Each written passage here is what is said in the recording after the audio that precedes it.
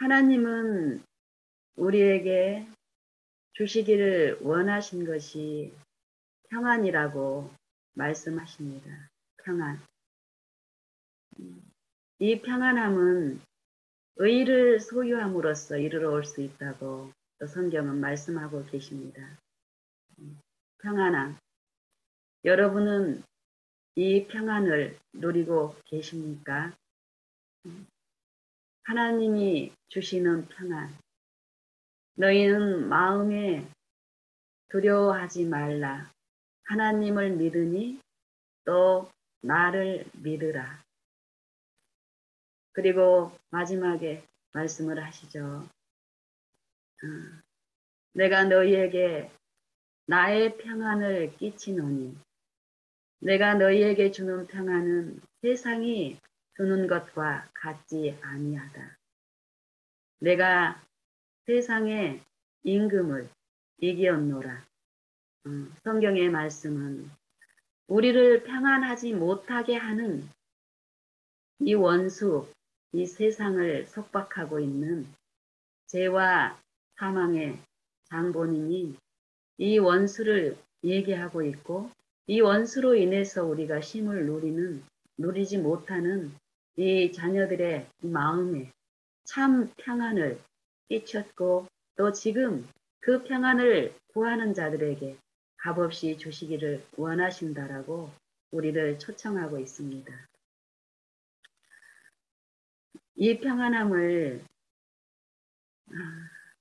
저는 요 평안함 우리가 이 하나님이 주시는 이 죄의 속박에서 해방돼서 하나님 안에 누리는 이 참 자유 가운데 누리는 요 평안함이 있는데 이 평안함을 지속적으로 주시겠다라는 거거든요. 지속적으로. 그래서 지속적으로 바라보라고 말씀하십니다.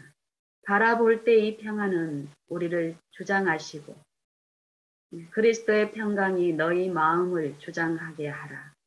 그리스도의 평강은 말씀을 통해서 말씀이 우리 마음 가운데 충만할 때 그 평안함이 그 말씀의 능력에 의해서 이루어진다라고 또 말씀하십니다. 이 평안함. 지금 세계 도처에 많은 이 평안을 깨고 불안 가운데 두려움 가운데 공포 가운데 놓이게 하는 그 원인으로서 전쟁과 이 질병을 많이 거론하고 있고 사람들의 대화 가운데 중심적인 주제가 되고 화두가 되고 있습니다. 저는 생각해 보았습니다. 정말 우리 마음의 평안을 끼치지 못하고 있는 것들이 이 세상에서 말하고 있는 그런 문제일까? 전쟁 때문에 우리가 평안을 누리지 못하고 이 질병이나 이 역병 때문에 우리가 평안을 누리지 못하고 있는가? 저는 제가 듣기로는 제가 섬기는 창조주 예수님의 능력과 그 우리를 사랑하시는 구속주의 그 십자가를 바라볼 때에 그것이 아니라는 답을 얻습니다. 전쟁이 우리 마음을 어렵게 한다면 또 질병이 우리 마음을 어렵게 한다면 그 자체가 우리를 어렵게 하는 것이라면 하나님은 그것을 우리에게 주시지 않을 것입니다.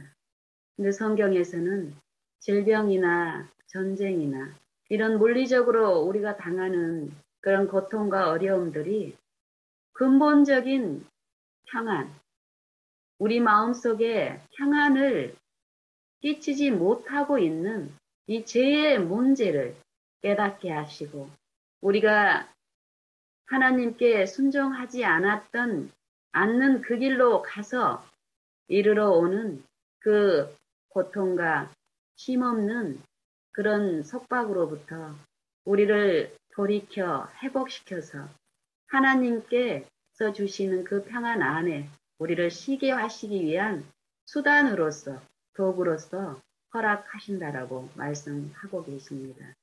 그러면 지금 우리가 당하는 이 세상에서 우리가 물리적으로 겪고 있는 뭐 큰 질병이나 역병이나 전쟁이나 그리고 우리가 개인적으로 일상에서 겪고 있는 많은 어려움들은 고난들은 그 자체 때문에 우리가 지금 어려운 게 아니라 하나님과 우리와의 근본적인 관계에서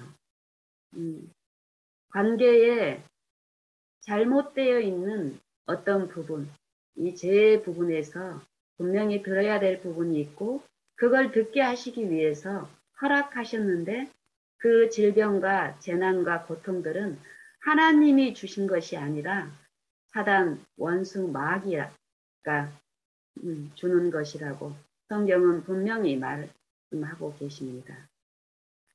욥기를 통해서 보면은 우리가 알 수 있지요. 욥기. 욥을 실현하고 고통 가운데 끌고 갔던 장본인은 누구였습니까? 사단이었잖아요. 사단. 이 육체가 돼버린 우리는 하나님의 말씀을 불순종함으로써 하나님의 율법을 범한 결과로 고통이 우리에게 있는 것은 분명하지만 이 고통을 이 하나님이 우리 죄에 대한 징벌로서 형벌로서 우리에게 주신 게 아니라고 분명히 말씀하고 계시는데 예수님 당시에 이스라엘 사람들도 마찬가지고 지금 우리들도 또 욥의 역사에서 보면 욥의 세 친구들도 우리가 당하는 고난이나 고통이나 질병이나 죽음이 이 죄 때문에 당하는 하나님께로부터 오는 당하는 형벌이라고 생각하고 있습니다. 그래서 우리 마음속에 하나님을 잘못 알고 있기 때문에 우리가 쉼을 누리고 있질 못합니다. 이 우리가 믿는 하나님은 창조주라는 이 창조주, 우리는 그의 지음을 받은 피조물. 하나님은 우리에게 죄가 돼버리고 하나님을 불순종한 사단의 한 통속이 돼서 사단의 지시하에서 끊임없이 죄를 범하면서 하나님과 원수가 되어 있는 우리를 살리시기 위해서 창조주께서 십자가에 달리셨습니다. 우리가 십자가를 통해서 봤을 때 정말 사단이 우리 마음에 심겨준 그 잘못된 오해, 죄를 지을 수밖에 없는 이 죄인들에게 고통을 주어서 또 죽게 하는 그 형벌을 통해서 하나님의 공의를 잘못 드러내고 있는 이 사단의 이해 가운데서 하나님을 오해하고 있는데 하나님은 욥기에서 보면은 하나님의 그 자비를 그리고 하나님의 그 능력을 나타내시기 위해서 욥의 역사를 우리에게 주셨다고 말씀하십니다. 하나님은 그 고통의 장본인인 사단을 사단에게 시련을 허락을 하죠. 그랬더니 사단이 개입하기 전에는 욥에게는 없던 고통이 또 재난들이 순식간에 이르러 오죠. 그 고통 가운데서 욥은 믿음의 시련으로서 끊임없이 하나님을 바라보고 또 인내로서 그 시련을 겪는 동안에 욥의 세 친구들을 통해서도 사단은 욥을 시련했습니다. 이 믿음에서 실패하기 위해서 하나님의 자비와 하나님의 인자하심을 이 신뢰하는 믿음에서 실패케 하기 위해서 세 친구를 이용을 하지요. 이 재난이 욥의 재난이 욥이 당하는 지금 이 시련들이 죄 때문에 당하는 하나님의 형벌이라고 믿고 있는 그런 신앙을 하고 있는 새 친구를 통해서 욥을 더 어렵게 했습니다. 그럴 때, 그럴 때 욥은 참으로 실제로 물리적으로 겪는 이 주변의 그 가족과 자녀들의 재난이나 또 자기 몸에 욕창이 나고 그 가려움 가운데 있는 그것보다도 새 친구를 통해서 실현하는 이 영적인 이 마음의 그 투쟁 가운데 욥은 더욱 어려웠습니다. 그런 가운데서라도 욥은 끝까지 하나님의 자비와 인자를 불신하는 사단의 그 충동에 유인되지 않고 믿음을 지켰다라고 사도는 분명히 사도를 통해서 말씀하고 계십니다. 욥의 인내를 배우라고 우리에게 또 권고하십니다.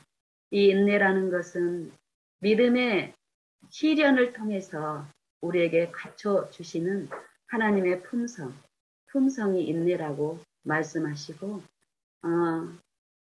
마지막 대환란 이 하나님의 임과 하나님의 품성과 짐승의 품성, 사단의 품성을 가리는 이 기별에서도 그 한 백성, 하나님을 섬기는 한 백성, 이 사단의 그 환란 가운데서 오직 하나님이 우리를 사랑하시는 그 사랑을 불신하지 않고 신뢰하는 한 백성을 나타내실 때 성도들의 인내가 여기 있나니 저희는 하나님의 계명과 예수 믿음을 지키는 자니라 라는 말씀을 하십니다. 인내, 욥의 인내를 배우라. 그 인내를 끝까지 하나님을 바라보는 그 시련 가운데 믿음을 버리지 않는 그 욥을 통해서 우리에게 말씀하시기를 하나님은 창조의 능력이 있어서 없는 것을 있는 것으로 부르시고 또 죽은 자를 살리시는 하나님의 그 능력을 욥에게 계시하시고 보여주심으로써 그런 모든 고통, 사단으로부터 이르러 온 그 고통을 하나님의 능력으로 취소하시는 그런 자비를 베푸십니다.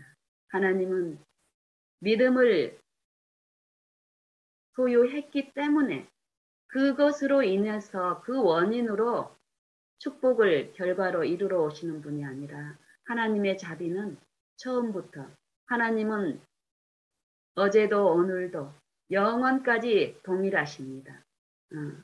하나님의 자비가 어떤 사람한테만 있고 어떤 사람에게는 없고 이런 게 아니라 십자가를 통해서 말씀하시는 하나님의 품성은 영원 전부터 영원 후까지 인자하시고 자비가 풍성하시고 긍휼이 풍성하신 하나님이라고 말씀하고 계시고 그 인자하심을 믿고 그것을 오해하는 사단의 유혹 가운데서 사단과 함께 사단의 길에 감으로써 사단으로부터 오는 그 질병 가운데서 신앙을 할 때에 우리는 하나님을 신뢰함으로써 하나님께서 주시는 그 평안을 내가 선택한 사단 안에서 그 힘을 누릴 수 없다라고 성경은 말씀하고 계십니다. 저는 하나님을 바라보는 것, 요 바라보는 일이 참 필요하다는 것을 가면 갈수록 배웁니다. 제가 예전에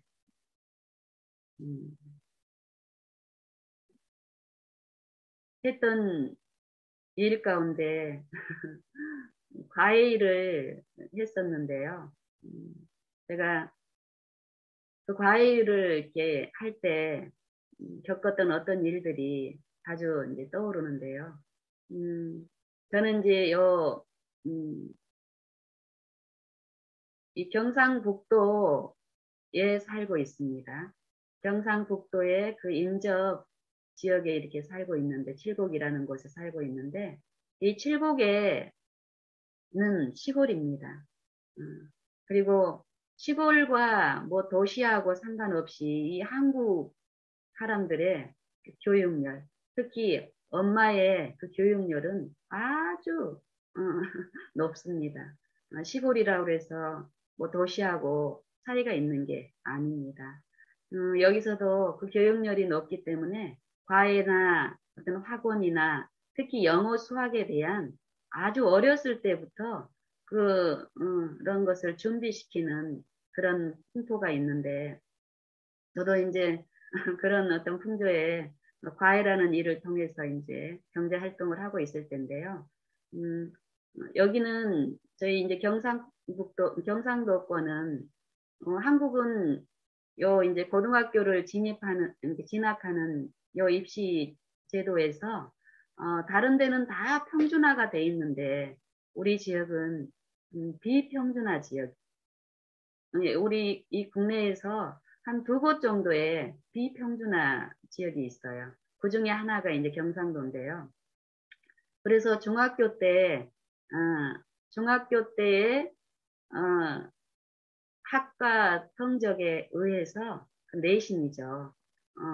그 학과 성적에 의해서, 구미에 있는, 구미, 경상도 안에서 이 구미가 꽤 큰 도시 중에 하나인데, 구미권에 있는 그 학교에 이제 순위가 있잖아요.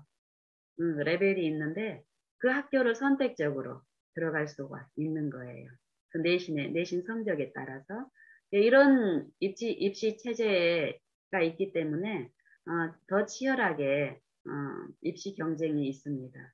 그래서 이제 제가 어, 이제 입시 상담을 저하고 이제 어떤 과외를 시작하기 전에 얘들 이제 상담을 이제 하는 경우가 있는데 저한테 왔던 어떤 이제 학생 중에 이게 두 가지 경우를 제가 한번 나눠보고 싶습니다. 어, 어떤 한 아이가 3학년 한 중반쯤에 저한테 왔습니다. 중반 때 이렇게 와서 음, 예, 성적이 이 아이의 성적이 그때까지 3학년 중반까지 굉장히 성적이 좋았어요. 음, 얼만큼 좋았냐면은 이 전교 토탈 해서 합산 성적이 전교 한 5위권 안에 계속 그렇게 유지를 해왔던 거예요, 이 아이는. 구미권에 괜찮은 학교에 들어가기 위해서. 그런 아이가 이제 저한테 왔는데, 이 수학 부분에 대해서 기초 개념과 또 원리에 대한 제가 이제 일상적으로 이제 상담했던 어떤 그런 테스트를 해봤을 때, 다른 과목은 제가 모르겠어요. 이 수학을 이 3년 동안 이제 이렇게 배웠던 이 아이가 3학년이니까 1학년에 대한 수학적인 그 성적이 그렇게 훌륭했다라면은 1학년, 2학년, 3학년 두 수학에 대한 개념들이 이해가 있어야 되거든요. 아, 제가 왜 이런 테스트를 하냐면은 요 입시 경쟁에 이게 근본적인 실상을 알지 못하고 어떤 이 풍조에 밀려서 그냥 너나 나나 할 것 없이 그냥 다 열심히 하지만 그 결과가 참으로 허무한 일들이 많기 때문에 이 아이에게도 이제 그런 테스트를 했을 때 이 아이의 결과도 결국 마찬가지였습니다. 이 세상의 학문에서도 수학도 보면은요. 수학 중학교 1학년, 2학년, 3학년 요 과정이 결국 저 하나 별도의 과정이 아닙니다. 다 연결이 돼 있어요.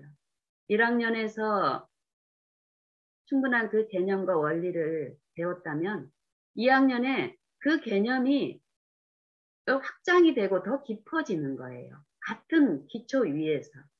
그렇기 때문에 기초 중심에서 그 원리와 개념 중심에서 수업을 탄탄히 했던 아이라면은 중학교 2학년 그 수학도 참으로 재밌게 즐겁게 할 수 있습니다.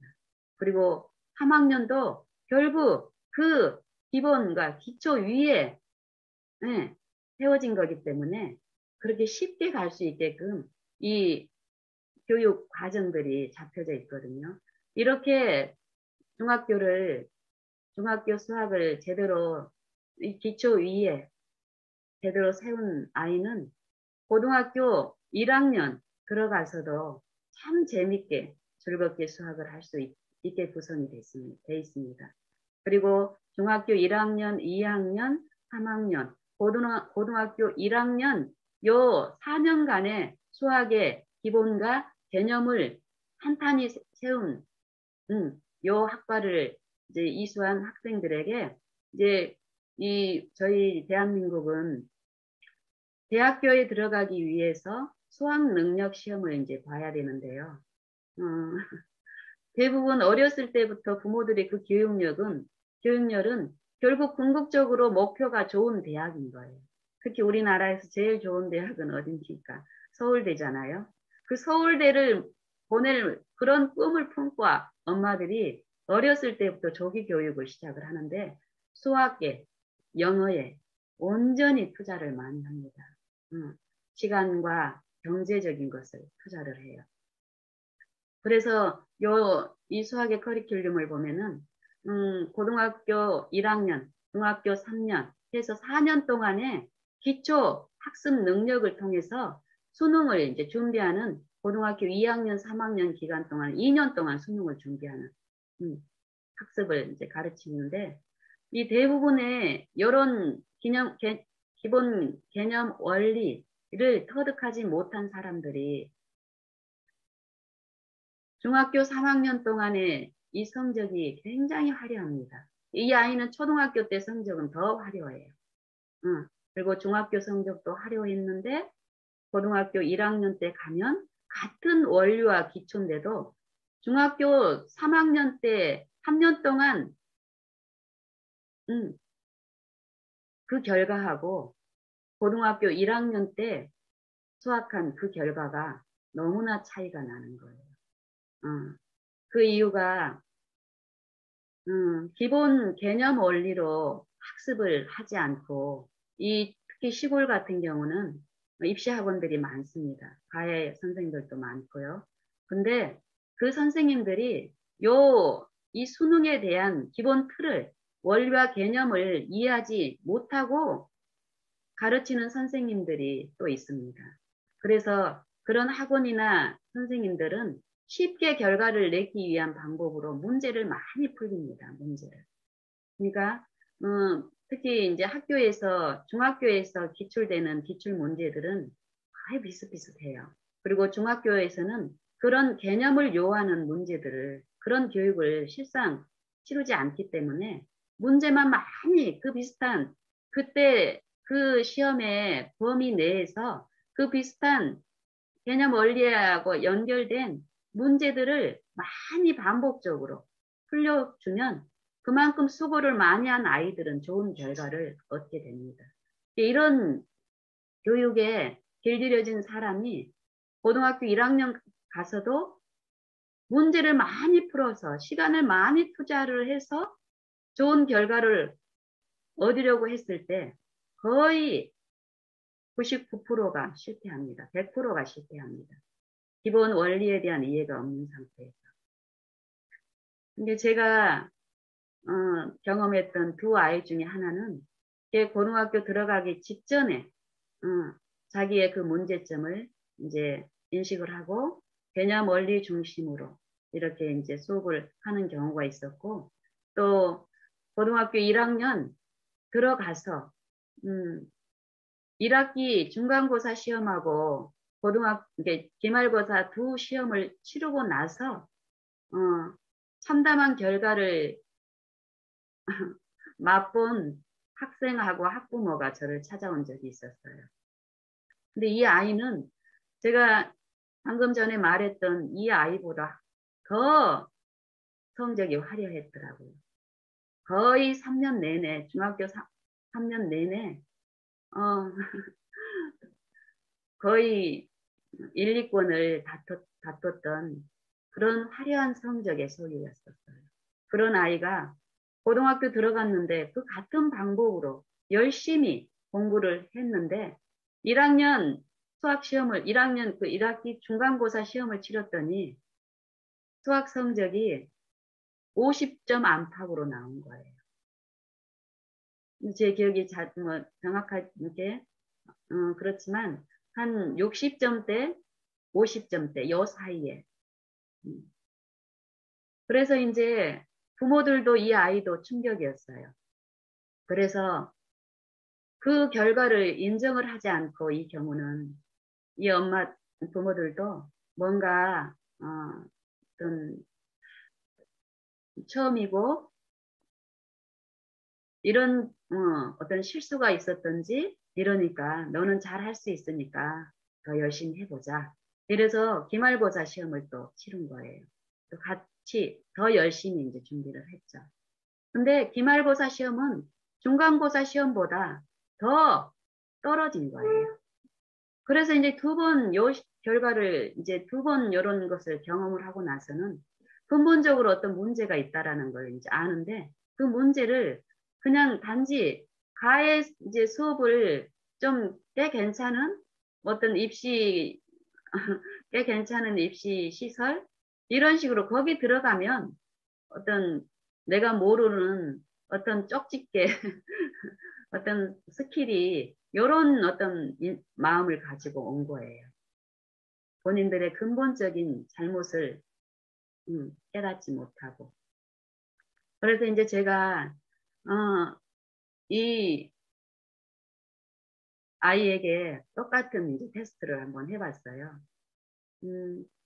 중학교 1학년, 2학년, 3학년에 있는데 이런 경우는 1학년 때 것을 테스트할 필요가 없습니다. 바로 고등학교 1학년 거하고 중학교 3학년 이 수학의 내용은 아주 비슷해요. 이 목차나 내용이 비슷해요. 그렇기 때문에 3학년 것을 테스트를 이렇게 어떤 기본 개념과 원리를 이렇게 물었을 때 대답을 잘하는 아이들은 실패할 수가 없습니다. 어떤 노력의 부족에서 성실성의 부족에서 어떤 원하는 어떤 그 결과는 얻을 수 없을 수는 있겠지만 근본적인 문제에서는 문제가 없습니다. 근데 이 아이에게 중학교 3학년 때의 내용, 요 목차만 1학기 때 배웠던 이 목차만 좀 기억을 해볼래? 이렇게 요구했는데도 자기가 뭘 배웠는지도 기억을 못해요. 성적이 그렇게 좋았는데. 결국 이 목차가 모든 책에서는 제목이 있고 그 제목 안에 들어가면 이 책의 구성을 나타내는 큰 제목들이 나타납니다. 특히 수학은 이 제목 안에 개념과 그 원리들이 다 나타나 있고 중학교 1학년, 2학년, 3학년 그 1학기에 보면은 2학기는 2학기대로 1학기는 1학기대로 이 목차 보면은 3년 동안 목차가 다 똑같아요. 약간 어떤 말의 표현이 좀 다를 뿐이지 그 구성의 목차는 똑같거든요. 같은 개념과 같은 원리를 같은 기초를 3년 동안 탄탄히 하는 그런 체제로 구성이 되어 있는 거예요. 이 수학 과정이.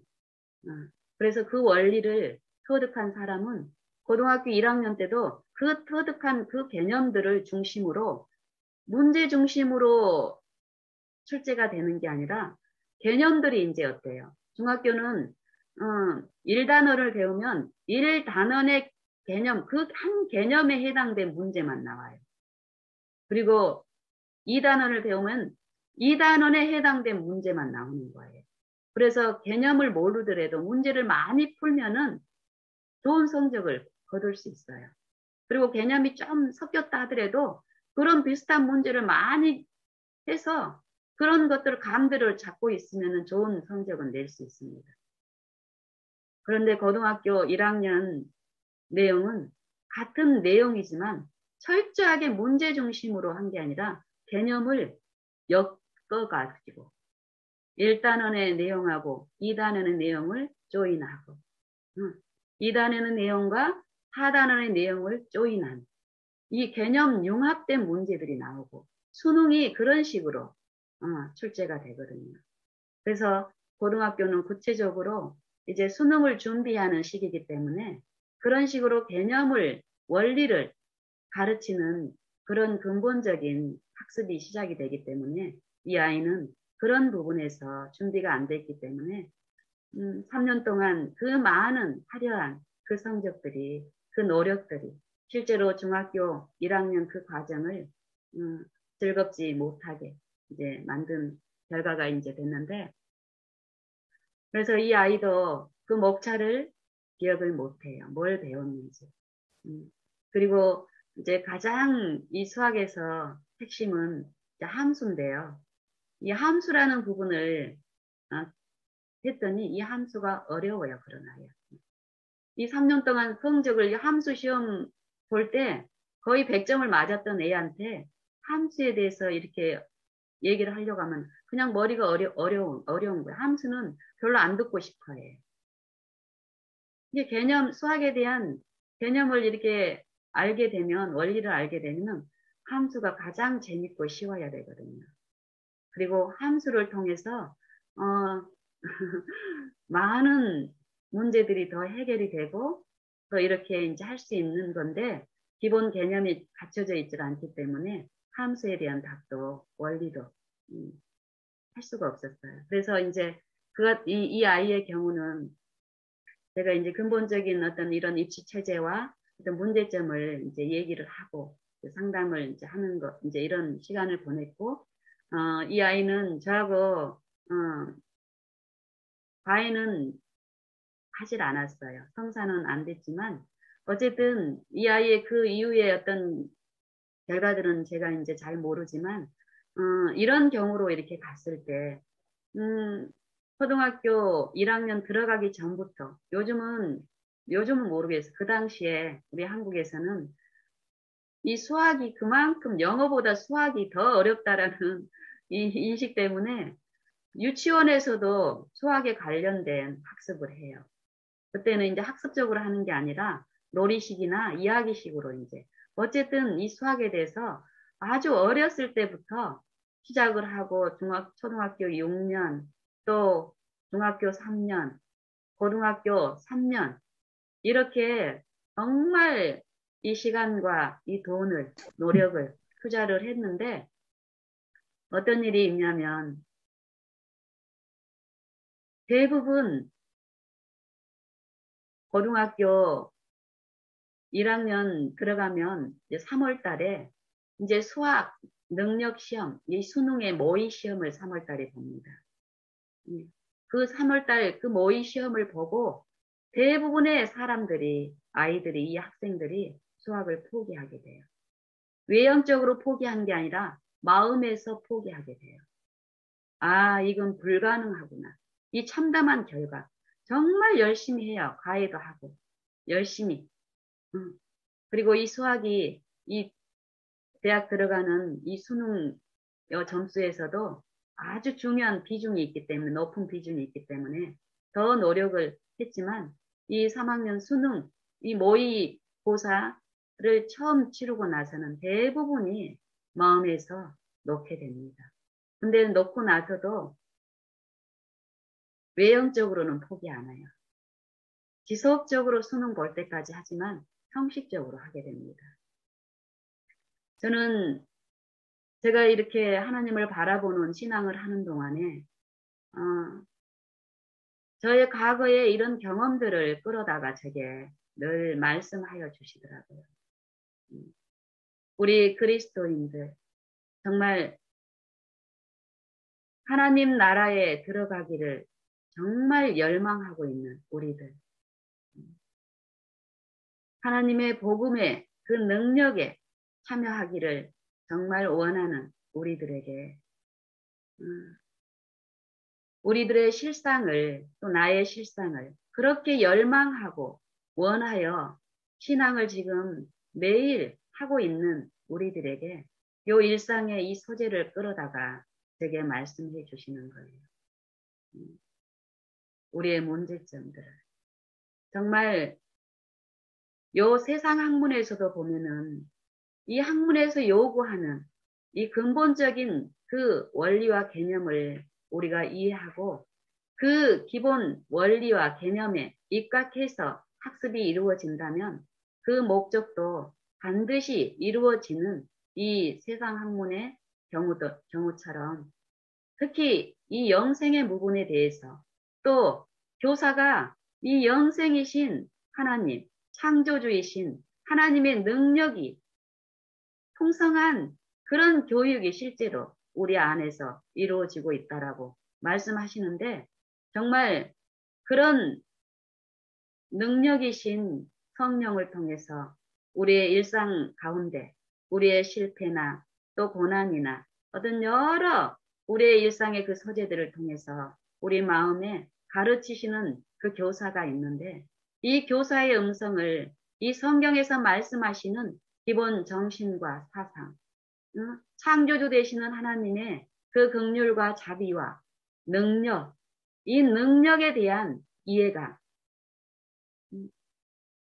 이 사단에 의해서 철저히 사망이 되어버린 잘못된 이해에서 정말 돌이켜서 그 이해 안에서 자라가라 이 축복의 기별이 있고 그 축복이 지금 베풀어주고 있는데 우리가 정말 그분께 성령께 우리를 굴복하고 성령을 통해서 듣질 않는다면 우리는 정말 이 세상의 경우처럼 이 세상의 초동 학문이 되어버린다라고 또 성령은 말씀하고 계시는데 우리는 그런 것을 이 바라보는 중에 하나님의 성령을 통해서 우리 자신들의 실상이 비춰질 때 우리는 기고만장할 수 없더라고요. 정말 욥이 정말 세 친구에 비하면 하나님을 이해하는 그 이해가 있었지만 분명히 이 고통의 시련이 자기에게 임해오는 이런 영적인 부분에 대한 이해가 없었기 때문에 참 어려웠습니다. 힘이 없었고. 그런 욥에게 하나님이 창조주를 계시해 주시죠. 이 피조물에게 창조주 하나님의 임재가 보여졌을 때 우리는 그 창조주 앞에 놓일 때 우리의 무가치함과 정말 우리의 의롭게 되는 것이 우리의 어떤 의나 공로나 행위에 의해서 이루어진 게 아니라는 것을 철저히 보게 됩니다. 그런 사람은 욥처럼 티끌을 쓰고 내가 죄를 쓰고 죄 가운데서 나를 하나나이다 하고 정말 하나님이 원하시는 성령이 원하시는 성령의 열매인 회개를 하게 됩니다. 저는 하나님을 바라보는 중에 제가 하나님을 어떻게 어떤 방법으로 그게 이루어지는지는 모르지만 정말 바라보게 될 때 내 실상이 드러나고 보여지고 그러면 그 실상에서 실제적인 어떤 변화를 일으키게 하시는 그 능력에 의해서 변화가 있더라고요. 그래서 제가 하나님을 바라보는 중에 있었던 어떤 몇 가지 변화를 제가 나누고 싶습니다. 제가 지금 하나님의 이 사랑을 이렇게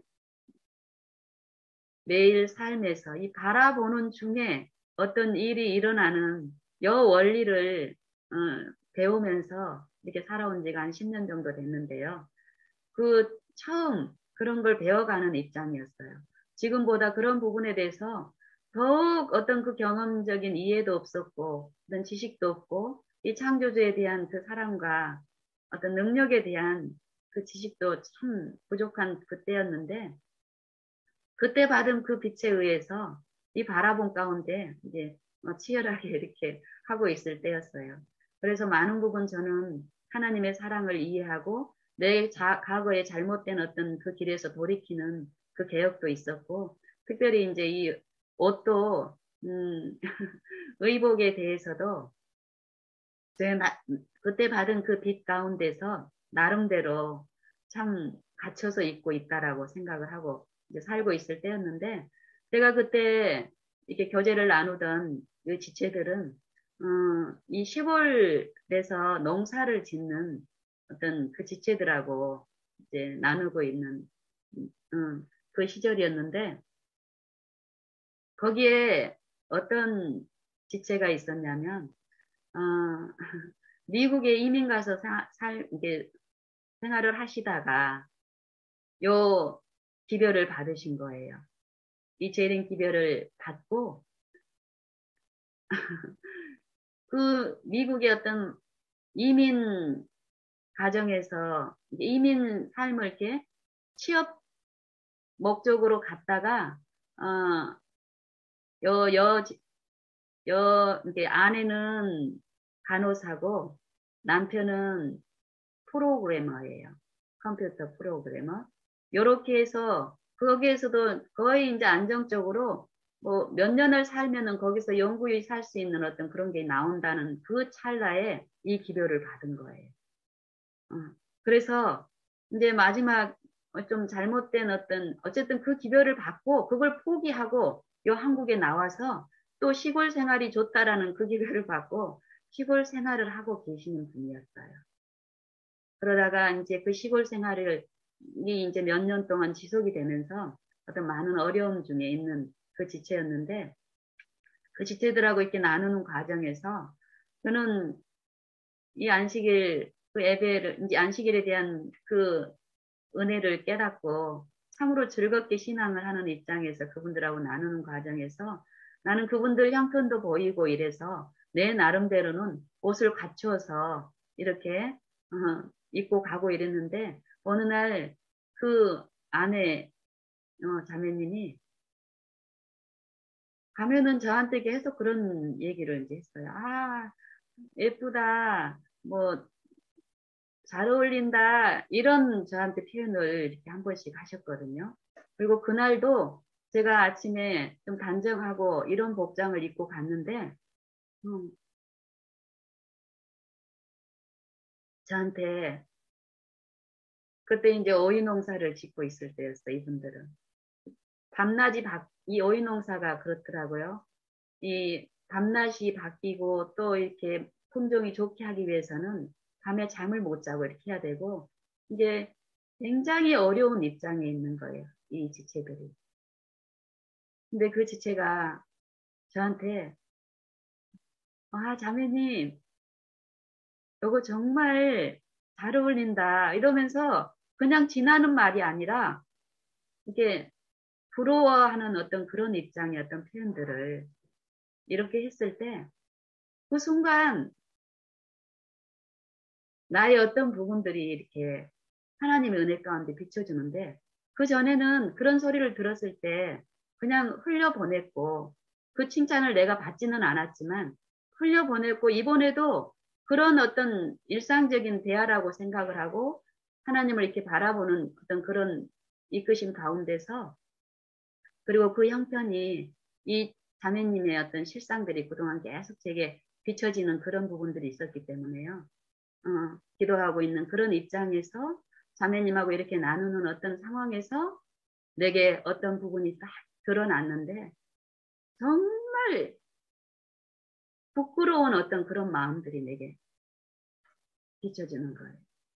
그러면서 내가 보지 못했던 내 동기가 뭐냐면은 내가 괜찮은 옷을 가려서 또 다른 사람들한테 농사 짓는 분들에게 그런 어려운 형편에 있는 분에게 시험을 주지 않을 복장을 내가 아침에 그날 그 복장도 마찬가지예요. 좀 화려하지 않고 액세서리가 없고 이런 것들 중에서 내가 골라 입었지만 결국 내 마음속에 나의 중심의 동기에 있던 어떤 부분들이 딱 드러나는데 정말 내가 그 전에 이분들의 입장을 이분들의 시험 받지 않게 했던 그것들 이면에 더 깊숙한 어떤 부분들이 보여졌을 때 정말 이 부끄럽고 이 수치감이 그냥 우리가 느끼는 그게 아니라 내 마음에 인정이 되게끔 보여졌어요. 그러면서 내가 마음속에서 하나님 앞에 엎드리는 일이 있었고, 그때부터 철저하게 이 의복 개혁이 일어났습니다. 그전에는 제가 이 옷장에 참으로 옷이 많았습니다. 옷이 많았는데 별로 입을 것이 없었어요. 안식일마다 그 많은 옷 중에서 좀 괜찮은 옷을 골라요. 이게 단정하고 다른 사람한테 시험을 주지 않는 입을 만한 옷이 거의 별로 없었거든요. 근데 그날 그런 일을 통해서 하나님이 내 실상을 보여주시고 그 보여주신 그 실상을 통해서 내 마음에 이르러오는 그 하나님이 주신 그 은혜 안에서 이런 일들이 일어났을 때 정말 버려도 끝이 없는 거예요. 그 옷을 계속 우리 집안에 있는 옷들을 이것도 또 이것도 내게 이런 어떤 분별 가운데서 우리 집안에 있는 옷들을 계속 구제하는 쪽으로 이렇게 보내는 그런 일들이 일어났습니다. 그리고 그런 일들을 통해서 내 마음에 계속 심겨준 성령의 감화는 내가 보기 좋은 어떤 것 중에서 저 상대에게 시험을 주지 않을 어떤 것을 선택한 게 아니라 내가 나를 유익하게 하는 그런 것이 아니라 어떻게든지 간에 그날 그 교훈을 통해서 그 자매님은 제게 그냥 이쁘다는 표현을 했지만은 이 자매님이 이런 일을 통해서 그 마음에 그 현실적으로 겪고 있는 평안이 없는 그 영혼 안에서 사단이 그 미국의 그 많은 그 가치를 하나님의 기별을 받고 그거를 버리고 그 더 좋은 곳을 쫓아온 그 지체에게 요 어려운 현실 가운데 어려움 가운데 사단은 그 과거의 그것들을 바라보게 하고 후회하게 하고 그런 어려움 가운데 있는 지체에게 내 의복이 시험을 가중시킨 거예요. 그런 부분들을 내게 보여주셨을 때 절대 앞으로는 그러고 싶지 않다라는 나의 어떠함 때문에 무지함 때문에 남들이 겪을 어떤 그런 부분들이 영혼의 영적인 어떤 그런 고통들이 이해가 되면서 이 의복 개혁을 하는 동안에 계속 그 말씀을 해주시는 거예요. 그리고 이 일을 정말 즐거움으로 하게 하셨어요. 그래서 버리고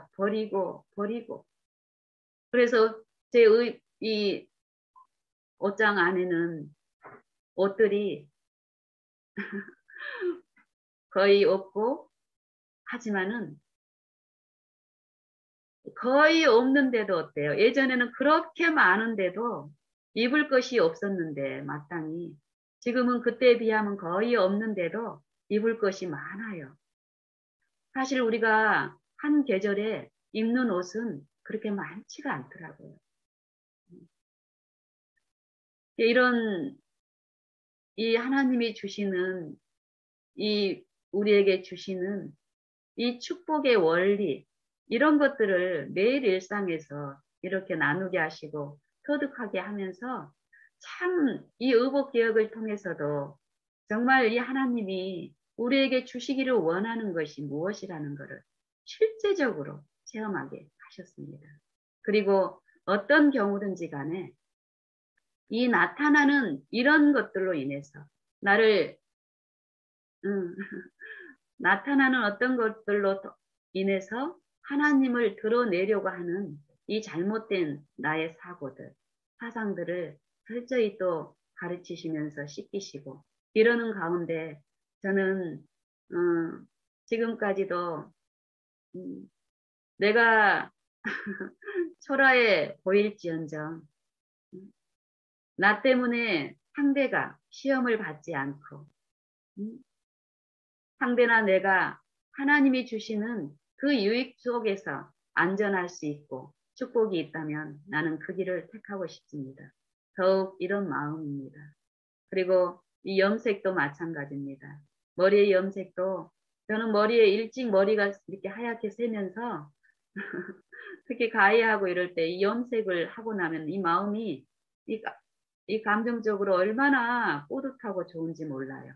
그리고 흰머리를 봤을 때는 굉장히 또 감정적으로 실추가 되고 이런 이 신앙 이렇게 이런 신앙의 잘못된 힘없는 삶을 살다가 어느 날 또 요 의복처럼 어떤 일상의 어떤 소소한 그 상황에서 하나님의 앞에서 내 모습을 비추시고 또 하나님이 내게 주시는 이 나타난 것으로 말미암은 게 아니라 하나님께로부터 이르러 오는 이 의에 대한 요 축복을 깨우치시면서 요 염색의 부분에 대해서도 말씀하신 게 있어서 시도하는 과정에서 한 몇 번의 어떤 이제 시험이 있었는데 몇 번 실패한 일도 있었고 근데 이 지금은 요것이 정말 하나님 안에서 이루어졌을 때 요게 너무 좋습니다. 이게 처음에 이런 기별을 제가 하나님 안에 하나님만을 신뢰함으로써 이르러 오는 이 의에 대한 요 기본 이해를 제가 받고 아, 요 머리도 염색하는 것도 결국 이게 나를 마음을 기쁘게 하거나 다른 사람한테 나를 돋보이게 하는 게 아니라는 이해를 분명히 받았는데 그래도 그 당시에는 제가 건강이라든지 이런 게 많이 안 좋아서 얼굴도 굉장히 거무튀튀하고 많이 안 좋았습니다. 색도 안 좋고. 그런데 내가 머리까지 이렇게 하얗게 세고 하면은 다른 사람들이 나를 어떻게 볼까? 이런 마음들이 내한테 있었던 거예요. 그래서 그 기별을 받았을 때도 처음에는 이 염색을 안 하고 염색을 하고 까만 머리로 다니다가 이 염색을 하고 희끗한 머리로 다니고 이러니까 내 마음에 조금 불편한 거예요. 이것 때문에 하나님이 지금 주시는 내 마음의 어떤 이런 평안함이라든지 이런 게 다른 분들한테 나타내는데 이 장애가 될 것 같은 그런 인상 가운데 사단이 주는 그런 그 유인 가운데서 이 안식일에 이제 갔는데 어떤 지체가 요 염색에 대한 어떤 주제로 이제 얘기가 그때 됐었어요. 외모에 대해서. 그래서 이제 얘기를 하길래 내가 이제 뭐 이렇게 염색을 해야 되는데, 음, 나이 많은 사람들이 하얗게 다니는 것은 괜찮지만, 그래도 젊은 사람들이 머리를 하얗게 하고 다니는 거는 이렇게 보기 흉하다. 이런 얘기를 이제 나누시는 거예요. 그래서 제가 이제 제가 저를 잘 아는 어떤 분께 저 같은 경우도 그러면은 이렇게 그 나이 연령대에 속하냐고 이렇게 물은 거예요. 그랬더니 그 자매님이 저한테 그렇죠. 자매님 같은 나이에서는 당연히 머리 하얗게 하고 다니면 다른 분들한테 보기 흉하죠. 이런 이제 말씀을 하시는 거예요. 그래서 제가 그 말을 어떻게 받았을까요? 아멘 하고 받았습니다.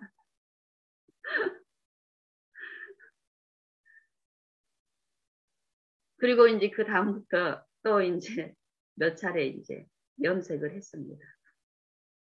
염색을 하는 동안에 또 하나님이 어떤 일 가운데서 저에게 또 말씀하셨어요. 정말 하나님이 주시는 축복은 나타난 것으로 있지 않다. 네가 정말 하나님의 그 평안과 네 마음에 누리는 그것들을 전하고 싶으면 하나님의 것으로 해야 된다라는 그런 이해를 이제 또 주시는 거예요. 그랬을 때 또 깊이 묵상하고 듣는 가운데서 또 다시 이제 염색하는 걸 또 염색을 이제 안 하는, 그걸 이제 시도를 하는 과정에서 이번에는 저희가 아파트에 사는데 저희 이제 아파트에는 청소하는 분이 계시잖아요. 청소하는 분하고도 이제 이렇게, 음, 친밀하게 이렇게 지내는데 그분이 이제 이게 까만 머리를 이렇게 보다가 제가 이제 지속적으로 이게 하얀 머리로 이렇게 다니니까 이제 나를 이제 위해주는 말로 그리고 이제 또 친밀하니까 이제 직접적으로는 이제 말을 안 하시고 농담식으로 이렇게 부드럽게 이제 얘기를 하는 거예요. 우리 딸하고 그때 이제 같이 외출을 하고 있는데 그분께서 야, 너희 엄마 할머니다, 할머니. 이런 얘기를 하는 거예요.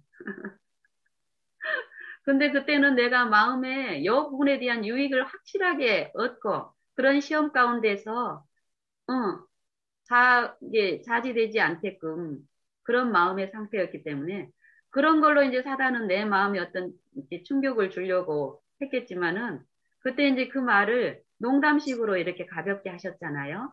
그래서 이제 그때도 그분을 내 마음에 어떤 그 말로 인해서 마음에 어떤 상처가 있다면은 어떤 친밀한 대화가 안 됐을 거예요. 그때 내 마음에서 자연스럽게 흘러나가는 것은 할머니라면 할머니로 살아야죠. 이러고 이제, 그러고 이제 또 다른 어떤 대화들을 나누고 하나님의 어떤 창조주의 그 축복에 대해서 이렇게 나누고 그리고 이제 몇 차례 이분이 또 나한테 그런 얘기를 이제 하시더라고요. 그리고 이랬을 때 그 일로도 그냥 지나가는 게 아니라 지속적으로 내 바라봄이 하나님이 됐을 때는요, 요 일을 통해서 더 깊은 어떤 이해를 주십니다. 하나님이 주시는 축복이 어떻다라는 것을 내가 이해를 했을 때, 하나님만을 신뢰함으로써 우리에게 이르러 오는 그 힘이 또 내게 만져지고 했을 때는 정말 요 흰머리 때문에 세상 사람들은 덕후 청소부 아주머니도 어떻습니까? 이 머리를 하얗게 하고 이러면은 이 사람들 앞에 낯이 없는 거예요. 내가 힘이 없는 거예요. 그래서 요 염색을 좀 까맣게 해야 내가 젊은 느낌이 들고 요게 이제 세상에서 오는 어떤 축복이라고 생각을 하고 그 이 길을 사용을 해야 된다라고 권하지만 하나님이 제게 말씀하시는 건 그게 아니더라고요. 응. 그리고 이제 그분하고도 지금 몇 년 동안 계속 이런 이제 관계 속에서 일상에서 이렇게 이제 만나는 일들을 통한데 지금은 그런 얘기를 안 합니다. 그리고 어떤 이 세상에 대한 이치라든지 이런 부분에서도 저를 이제 그동안 꾸준히 이제 지켜보는 어떤 그 부분에서 본인들이 생각하는 것들처럼 이 염색을 안 하면은 힘이 없고 남한테 밉보이고 이러는데 제 삶을 이렇게 지켜봤을 때는 그분들도 잠깐 보면은 제 인상이라든지 어떤 그런 것 때문에 그럴 수 있어서 제게 유익되게끔 그런 언급을 하시지만 지속적으로 봤을 때는 그게 아니라는 것을 그분들도 음, 알기 때문에 저한테 그런 말씀은 안 하고 뭐 제가 세상에서 주는 인상처럼 염색도 안 하고 할머니고 또 외관상 뭐 초라해 보이니 좀 무식하고 이렇게 무시하고 이러질 않더라고요.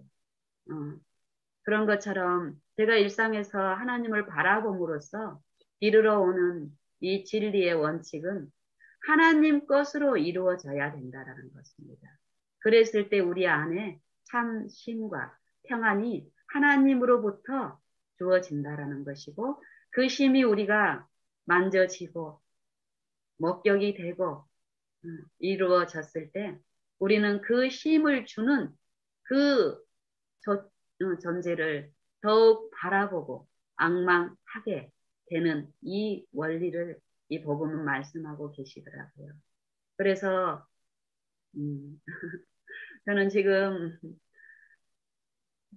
이 하얀 머리를 처음에는 이 하얀 머리를 보고 음, 저도 시험 받았고 지금 이 문명의 이기가 우리를 축복하고 복준다라는 이 세상의 지식 가운데 있는 어떤 분을 통해서 그런 어떤 시험들을 받았지만, 나중에는 제가 이 부분에 대해서 전혀 그런 시험이 없는 상태로 이렇게 삶을 살았을 어떤 중에 저희 같은 아파트에 있는 아주 예쁜 이제 얼굴도 예쁘고 이러신 어떤 젊은 분이 저를 보더니 어느 한날은 그러는 거예요. 아, 원지 엄마, 머리를 그렇게 염색 안 하고 이렇게 해도 참 고상하니 예쁘네. 이런 말을 이제 지나는 말로 이렇게 하시더라고요. 그래서 내가 하나님의 어떤 것을 취할 때 정말 그 신뢰함 안에서 그분이 주시는 그 지식 안에서 내가 시험 받지 않고 내가 하나님 안에서 쉬고 있는 어떤 모습이 비춰졌을 때는, 하나님이 주신 어떤 그런 그 빛 가운데서 그분도 나를 그렇게 실제로 내가 막 예쁘고 이런 뭐, 상황은 아니죠. 그지만 그 사람이 그분이 그런 표현을 했다는 것은 내가 이 흰머리로 지금 멋있게 됐다라는 그런 게 아니라는 것입니다. 저는 그런 또 이해도 그런 이해로 받지도 않았고요. 예, 그런 것처럼 저도 옛날에는 제 피부가 거무튀튀하고 그러나 거기에다 머리까지 희끗희끗하고 이러면 하나님의 말씀이 어떻게 능력 있게 전달이 되고 선포가 되겠냐. 그래서 좀 좋은 옷을 입어야 되고 또 좋은 어떤 문명의 이기를 사용해서라도 하나님의 진리가 훼손되지 않게 하는 이런 방편을 추구를 했던 사람이 가면 갈수록 저는 오직 하나님만, 오직 예수만 앙망하게 됩니다. 정말 그런 삶을 살았을 때 실제로 내 삶은 더 내 마음은 더 힘이 더 커지고 또 내 삶은 더 윤택해지고 또 나를 통해서 감화를 받는 분들의 어떤 이 하나님에 대한 이해라는 이 부분에서 바라봤을 때 더 효과가 큽니다. 그래서 저는 더욱 내가 가진 어떠한 것을 신뢰하는 것보다는 오직 하나님만 더 바라보고 내 모든 어려움 가운데서 하나님만 부르짖습니다. 이 바라본다고 해서 이 영적인 이해가 아직 이 사단의 흑암 가운데서 하나님을 아는 이해에 불신의 세력에 잡혀 붙들려 있는 이런 부분이 있는 가운데서 하나님을 바라보는 일은 쉽지 않습니다. 어떤 경우는 이해가 분명하게 들려서 그 심 가운데 즐거움으로 이 인내하면서 그 투쟁을 할 수도 있지만 그렇지 않은 경우는 정말 어려운 어떤 이 믿음의 시련 가운데서 하나님을 듣고 싶어서 부르짖는 그 투쟁의 시간들도 있습니다. 하지만 그것을 사단이 주는 그 유인 가운데서 속살거림 안에서 하나님을 그 자비를 죄 때문에 네가 지금 당하고 있는 것이야 라는 그런 흑암의 빛이 계속 나를 어렵게 하고 할지라도 하나님의 말씀만을 붙들고 하나님의 인자하심과 긍휼하심만을 바라고 계속 하나님께 부르짖고 잠잠히 더 기다리고 기다릴 때요. 그 평안이 하나님께로부터 이르러 옵니다. 그리고 이 시련이 왜 이르러 왔는지를 요백에 말씀하신 것처럼 내 생애에서 내 마음에 그동안에 하나님을 불신하고 있던 어떤 부분들을 분명히 성령을 통해서 알려주시고 인정이 됐을 때 그 죄를 사하시고 모든 불의에서 하나님을 불신하는 그 불의를 씻는 그 일 가운데서 분명하게 우리로 화평을 맛보게 하시는 그 축복도 이르러 오더라고요. 그래서 우리 모두 다 그런 하나님을 우리가 부르고 있고 모시고 있습니다. 참으로 우리의 삶 속에서 실제적인 우리의 개인의 구주로서 예수님을 창조주로서 높이며 피조물이면서 또 죄로 인해서 그 영광에서 사망이 되어 있는 우리를 인정하고 창조주 예수님의 사랑과 그 능력으로 베푸시는 그 구원에 참여케 하기 위해서 우리의 성령으로 예수님께서 성령으로 우리 마음에 끊임없이 호소하고 부르시고 두드리고 계시는 이 마음의 문에서 우리가 활짝 열고 받아들이는 그런 일들이 더 많이 이루어지기를 바랍니다.